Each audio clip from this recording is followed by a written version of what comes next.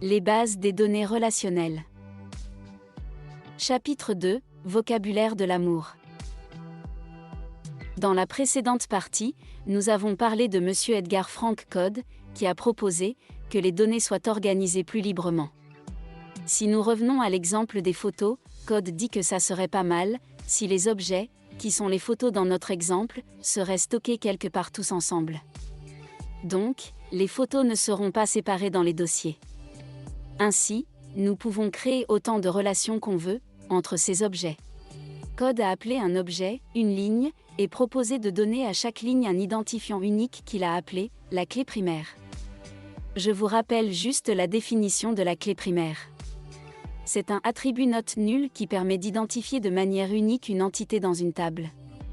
Note nulle veut dire que toutes les valeurs dans cette colonne doivent être remplies. Les lignes seront réunies dans les tables. Les colonnes dans cette table seront appelées les attributs. Codd a appelé ces tables les relations. D'où vient la certaine ambiguïté? En tout cas moi, j'ai mis beaucoup de temps pour comprendre cette ambiguïté. Car en fait, pendant la conception d'une base de données, nous allons appeler une table une relation.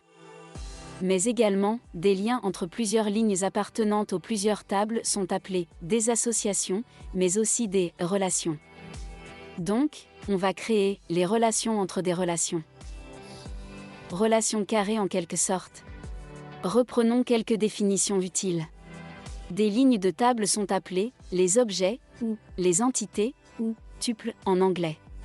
Les colonnes sont également appelées les attributs. Les données dans des cellules des entités sont appelées des valeurs. Des liens entre plusieurs objets, appartenant aux plusieurs tables, sont appelés des associations. Généralement, chaque table représente un seul type d'entité. Par exemple, les objets peuvent être des photos, ou des clients, ou des produits. Il n'est pas possible que dans la même table, un objet serait une entreprise, et l'autre un produit.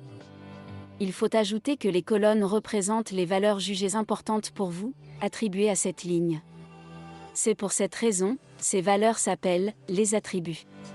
Ainsi, pour l'entité client, les attributs peuvent être le nom du client et son adresse.